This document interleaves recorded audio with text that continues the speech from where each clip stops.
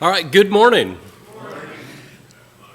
Most of you know me, and let me just start by saying it's so good to be home. And I know I tell you that every time I'm here, but this has always been home for me. And if you're getting to know us for the first time, I spent 6 years here with Paul, studying to preach full time, and during that time, you just became our family, and so this is always home. Now, Paul, if you don't know him very well, he'll get lost in his own backyard, and so he misspoke when he said Fort Scott, Iowa. I'm sure he meant Fort Scott, Kansas. Tomato, I guess. Fort Scott's southeast corner of Kansas, about 10 minutes from Missouri, about 45 minutes from Oklahoma. And I'm bivocational in that I'm a sergeant with the Fort Scott Police Department in addition to being a full-time preacher. But I wouldn't be anywhere in Iowa or Seattle if it had not been for Paul. And I appreciate Mom and Dad coming up to worship with us this morning, and the Radkeys made the journeys down from the outer reaches of the universe, and it's just good to be here with you this morning. And when I told Paul we were coming to meet our granddaughter, I told him, so I'm going to be here on this particular weekend. How about I give you the weekend off? He said, well, I'd sure appreciate that. And that turned out to be providential because Paul has had a week, or he's been up to his elbows in crocodiles. So glad to be able to give you the break, and I appreciate the opportunity to come and preach a lesson to old friends and new ones alike. And so let's go ahead and get into our lesson this morning.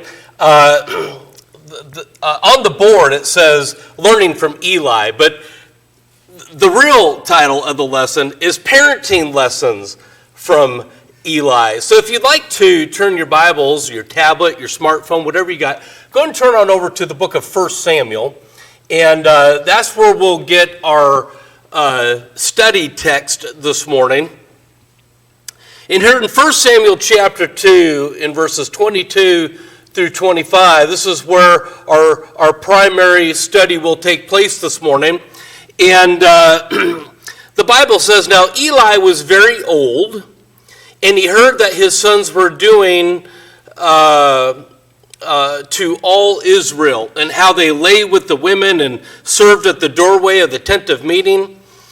He said to them, why do you do such things, the evil things that I hear of from all these people? No, my sons, for the report is not good which I hear the Lord's people circulating. If one man sins against another, God will mediate for him. But if a man sins against the Lord, who can intercede for him? But they would not listen to the voice of their father, for the Lord desired to put them to death. So as you think about what the Bible has to say about Eli and his rebellious sons, consider this, that a man might be a good man on the whole, but even good men have defects, don't they? Even the best of men that you know have shortcomings and flaws. You might think about that as you might consider putting more elders back into place before too long, that not all men are perfect. Everybody's got flaws and shortcomings. And Eli was such a guy. Eli was a guy who was a good man for the most part. But he had some defects. What we know about Eli is that he was a descendant of Ithamar, who was the youngest son of Aaron. And because he comes out of Aaron's family tree, he was a high priest. And we know that he was one individual who helped raise young Samuel. 1 Samuel chapter 4, verse 18 tells us that Eli became a judge at 58 and that he ruled Israel for 40 years. Now, I went to public school, but my math tells me that makes him a very old man when he's a high priest serving the Lord. Supposedly about 70 when he's first mentioned in the Bible as being a high priest. But if he's an old man and his young sons are referred to as young men, then what you have is you have an old guy with young sons. And that's going to be part of the problem here, why these young men are the way they are. Now, even though we can say, well, here's some really good things about Eli. He did this, and he was a high priest, and he helped raise Samuel, and he served the Lord all these years. But what is he most known for? When you think of Eli, what do you think of? You think of a guy that had rebellious sons, don't you? And so his sons, Hophni and Phinehas, were as corrupt as they could possibly be. And the Bible says that they did not know the Lord. Now, what we're going to talk about this morning is Eli's feeble attempt, that is, to rebuke his sons. But as he did so, it's really kind of ineffective, and I'll explain in a little while why that was. And because his rebuke of his sons was lame at best, then God is going to pronounce judgment on Eli and his whole household. And so the Lord told Samuel the reason why such judgment would take place, and you read about that in 1 Samuel chapter 3, verses 11 and 14. And here's what the Bible has to say. It says, the Lord said to Samuel, behold, I'm about to do a thing in Israel at which both ears of everyone who hears it will tingle. In that day I will carry out against Eli all that I have spoken concerning his house from beginning to end. Verse 13, for I have told him that I am about to judge his house forever for the iniquity which he knew, because his sons brought a curse on themselves, and he did not rebuke them. Therefore I have sworn to the house of Eli that the iniquity of Eli's house will not be atoned for by sacrifice or offering forever. And so the key point I want you to get out of our introduction this morning is that Eli's attempt to rebuke his sons was not only ineffective, but it also didn't absolve him of his responsibility as a parent. It didn't absolve him of the culpability of his son's behaviors. And so keep that in mind as we move forward this morning. The first thing I want to point out is that as Eli rebuked his sons, it was not done in a timely manner. In other words, it was not administered at the proper time. So what we'll do is we'll have a series of contrasts and comparisons. We'll look at Eli and his sons, and then we'll look at how we can apply this ourselves. So with regards to Eli and his two boys, his son's propensity for sin must have been seen long before the rumor started flying around. Because if you go back and read the text, what is Eli really concerned with? What the people are saying. Sons, what is this I hear that the people are saying? Please tell me it's not true. But you can't tell me he didn't know. It was evident his sons didn't know the Lord. Yet, here's the thing. He's the high priest. What are they? They're serving as priests too. They're serving as priests, but they're as crooked as could be. They're not faithful to God. These are evil, wicked, rebellious young men. And Eli, being old, weak, and fragile, must have been pretty easy on the boys. That's typically how it is when you are an older man and you have younger children. Because as we get older, we tend to be a little more soft going, And I look at my dad. When I was a kid, I was scared to death of him. Now he's just a big bear, a big teddy bear. He don't scare nobody. And so as Eli is aging and quite aged, having younger sons, he was probably easygoing, mild-mannered, don't want to rock the boat with them sons. And so he failed to reprove them until they were far too gone down the road. That's the situation you've got. You've got an old dude, young men, and they are so far gone, and he's too weak and fragile to really reprove them effectively. And this is kind of how it was with David and his son Adonijah. In 1 Kings chapter 1, verse 6, it says, his father had never crossed him at any time by asking, why have you done so? And he was also a very handsome man, and he was born after Absalom. Well, you can say all kinds of things about King David. David, I don't think, was the greatest parent ever. We'll say more about that in just a little. But here's just one instance where David didn't correct or rebuke one of his boys. And that son was Adonijah. Now, how does this apply to us? Well, what we need to keep in mind is that the tendency to go wrong starts at a young age.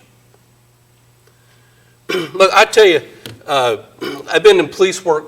This is my 29th year. And I'd be a rich man if I had $1 for every time a parent came to me with their teenager and wants us to fix them. I say, this didn't start last week. It didn't start last month. This started when this child was small.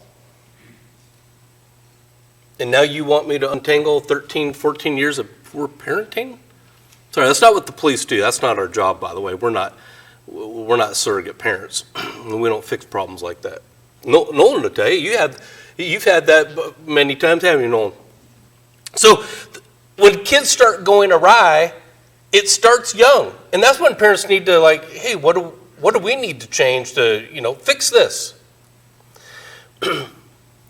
One guy said, a little plant may be easily rooted up, but when it becomes a tree, it can only be removed by extraordinary efforts.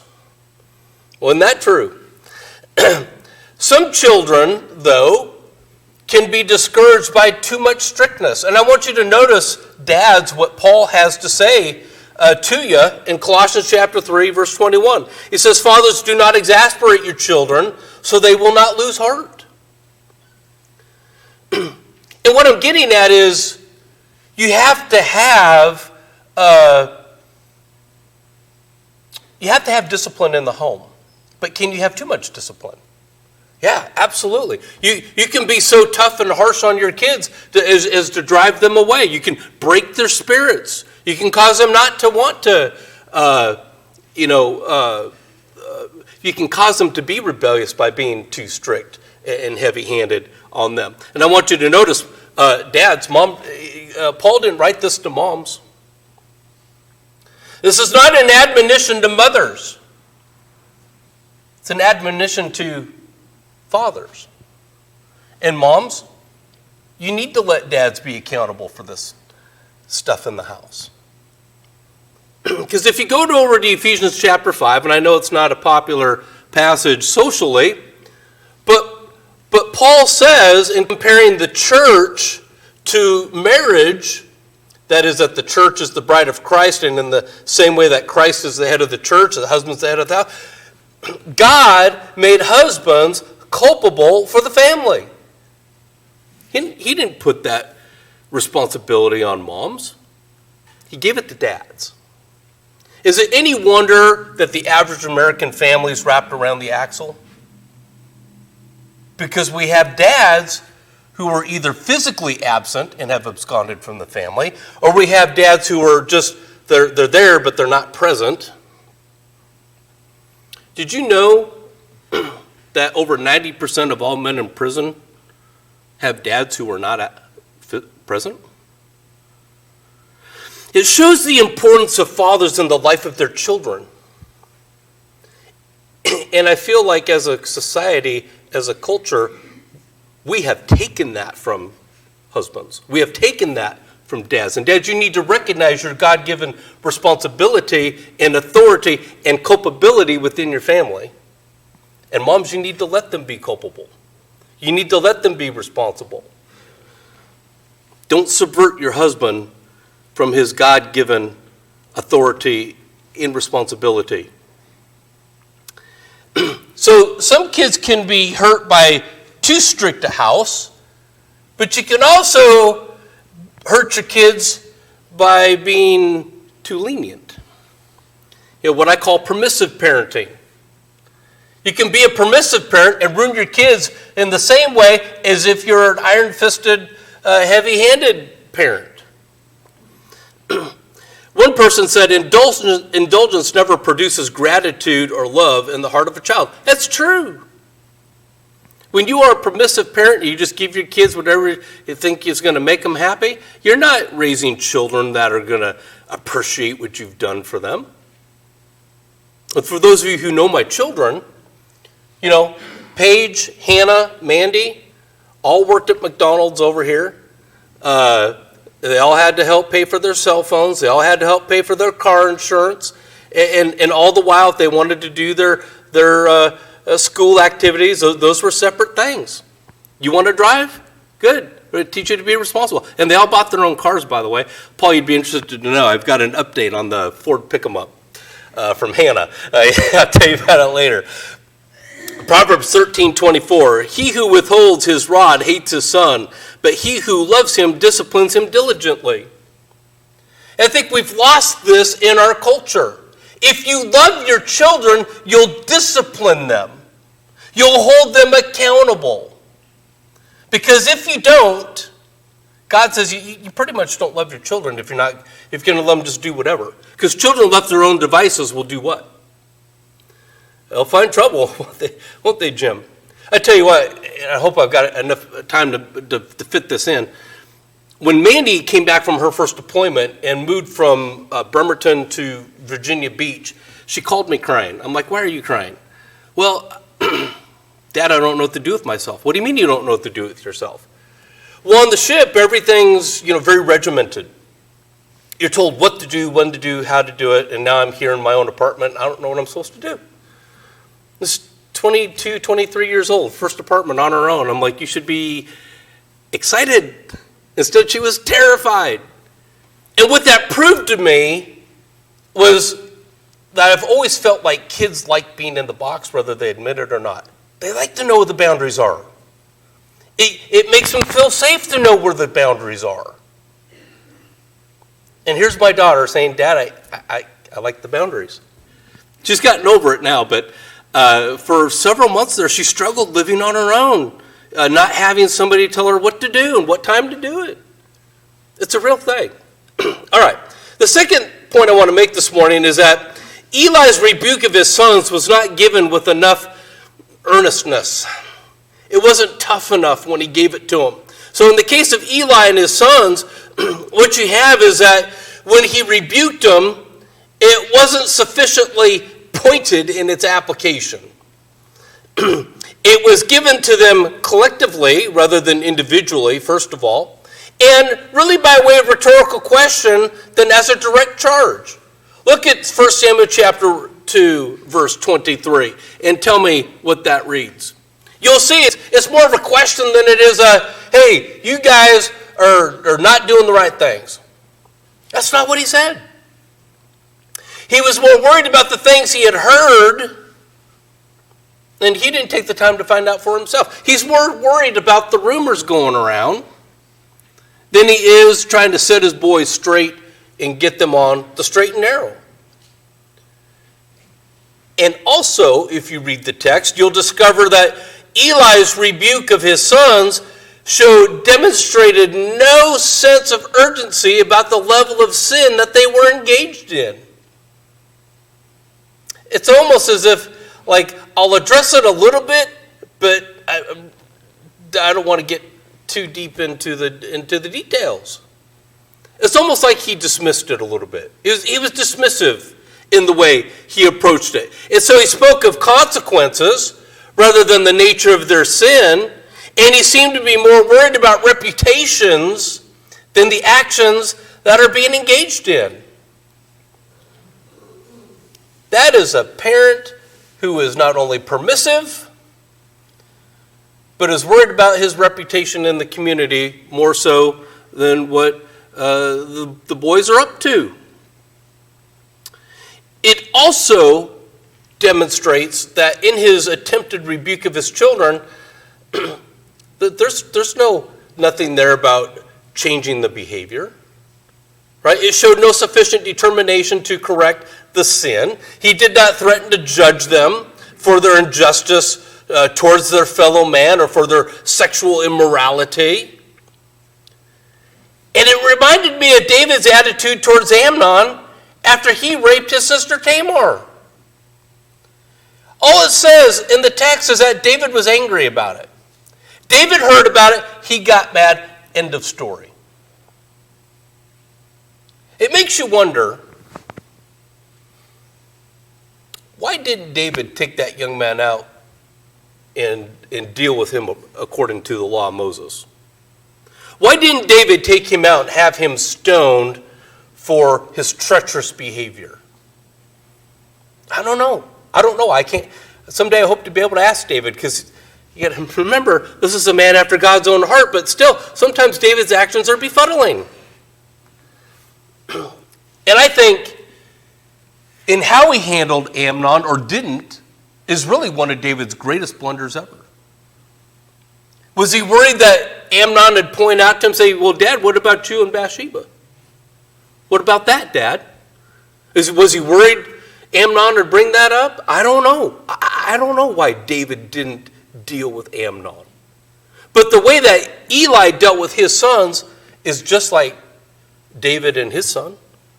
And I'd already pointed out to you, this is not the first time David has treated his kids with kids' gloves. I guess would be the way to say it, right? And they were men, so they could have been dealt with appropriately.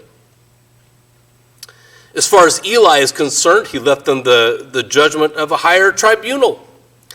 Labass is a commentator, and I like the way he said this. I'll read it to you. Labass says that in the case where the rebuke should have descended like a bolt from heaven, we hear nothing but low and feeble murmurings coming, as it were, out of the dust. Cruel indeed are the tenderest mercies of parental weakness and indulgence. And the fate of Eli shows that by such tender mercies the father may become the minister of vengeance unto his own house. So, for us, we need to remember that our reproofs should be pointed, direct, and sufficient in pointing out the problem at hand. Such was the case when Nathan rebuked David. Remember that? David, you are the man. And David said, you know, I've sinned against God. But Nathan's rebuke of David was direct and to the point. And the thing that always stands out to me about Nathan's rebuke of David is David repented. Nathan says, well, God forgives you, but David, there's a consequence for your behavior. It's what Paul and I have referred to as the law of second and third consequences. Nathan says, the sword will never leave your house. Boy, wasn't that true? And David would go on to have much familial problems because of his sin with Bathsheba. But when we are going to point out somebody's sin, we need to communicate just how evil sin is and the consequences of sin. We need to make every effort within our realm of control to stop the sin from being done. And you can do that by gently pointing it out. But you can be gentle but still direct, right? You don't have to sugarcoat it necessarily. You don't have to hold it back, say, look, I've heard or I saw you X, Y, Z, and how about we help you fix that? Third point is that Eli's rebuke of his sons was not followed with adequate chastisement. So in the case of Eli and his sons, You know, the law of Moses had laws for how to deal with disobedient children. Deuteronomy chapter 21, verses 18 to 21. If a man has a stubborn and rebellious son who will not obey his father or mother, and when they chastise him, he will not even listen to them, then his father and mother shall seize him and bring him out to the elders of the city. Then all the men of the city shall stone him to death. What should have David done with Amnon? What should Eli have done with his sons? You correct them. If they don't change, you take them to the elders of the city. And we go from there. Eli didn't observe the law of Moses. 1 Samuel chapter 2, verse 25, but then neither did David. The other thing we notice about Eli is that he didn't take any further steps to prevent the continuance of evil, which he was allegedly trying to disapprove of. Should they have continued to serve in their capacity, knowing the evil that they were engaged in? No, but Eli doesn't seem to be concerned with that. He's concerned with reputations. What we learn about Eli is that he did not have the zeal for which Phinehas, the son of Eleazar, disapproved. You remember that in Numbers chapter 25? There was some fornication going on there, right in the opening of the tent, and he went over and he speared those two people. And God says, "I like that guy. He's got my kind of zeal for truth, for the law." And as a high priest and a judge, what Eli was guilty of is he was guilty of culpable infirmity and willful disobedience by not properly chastising and correcting his sons. One guy says of, I guess it's pronounced Acacia, which is a type of tree, I guess it's very flexible. Says one guy, he says, Acacias can never serve as pillars in the state or in the church. And I thought about Eli, and I thought, well, that's a good illustration. Now, for you and me, what this means is that fathers who love their children, remember, dads, this is your responsibility, by the way. You will chastise them appropriately. Consider the Hebrew writer, chapter 12, verses 6 through 8. Those whom the Lord loves, he disciplines, and he scourges every son whom he receives. It is for discipline that you endure. God deals with you as sons. For what son is there whom the Father does not discipline? But if you are without discipline, of which all have become partakers, then you are legitimate children and not sons. So what do you do if you love your children? You hold them accountable. You give them boundaries, and then you hold them accountable. If you want to earn the respect of your children, then you will do so. If dad says, if mom says, well, you had better have some follow through or you're in for some choppy waters. Fathers are in a position to restrain their children's sinful behavior. And not only are you in a position to do so, you have a duty and an obligation to God to do so. And I don't care if it's at church, at school, in the community, or wherever they are, in the home. Dads, you have that culpability. Real quickly, last point. Eli's rebuke of his children didn't result in any change, did it? Their contempt and reproof, or their contempt of reproof, revealed that they were already hardened to sin. They were already infatuated with what they were doing. And so God gave them up to destruction.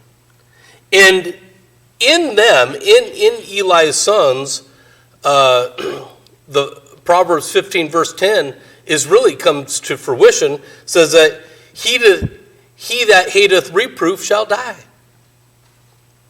These two young men like being corrected or reproved? No. So God says, I will judge them. For you and for me, if we wait too long, there comes a time when it just might be too late. Too late can be too late. It's too late to bring someone back. Because as we read in Romans 2:5, Hebrews 3:12 through 13, it is entirely possible for people to get so far gone down the line that they just get too hardened to sin. Because of your stubbornness and unrepentant heart, you are storing up wrath for yourself in the day of wrath and revelation of the righteous judgment. Hebrews 3:12 and 13, take care, brethren, that there are not any one of you an evil, unbelieving heart that falls away from the living God, but encourage one another day after day, so long as it's still called today, so that none of you will be hardened by the deceitfulness of sin. And again, I want to reiterate the point that an individual can reach a point where they just get so far away from God, so hardened to sin, so entrenched in where they're at, that it's almost impossible to bring them back to repentance. All right, give me just a minute to recap and conclude this message for you, and then Mike will have you come lead the song of invitation. As parents or pillars of the church, reproof is a solemn obligation. Nobody likes having to have a conversation with an individual or your children.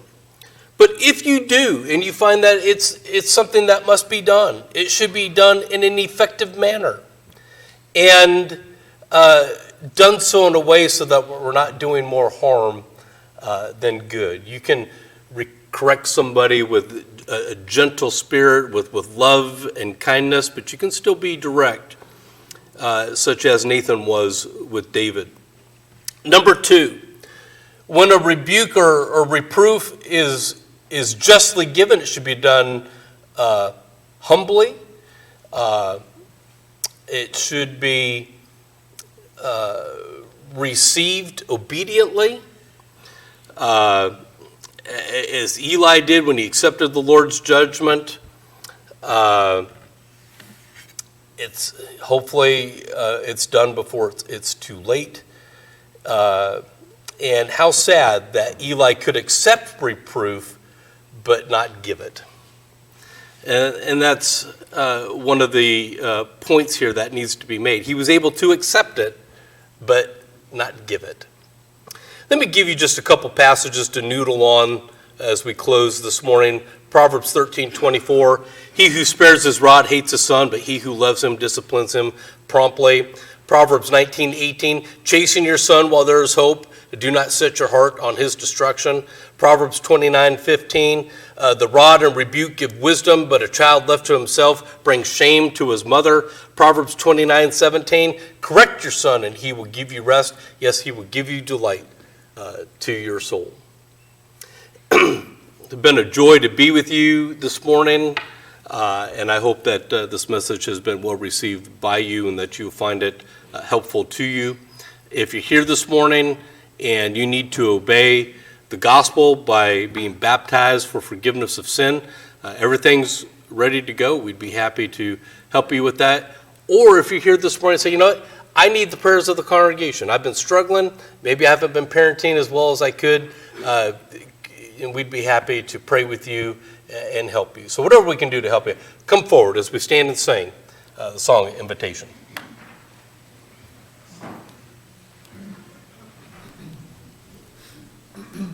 It's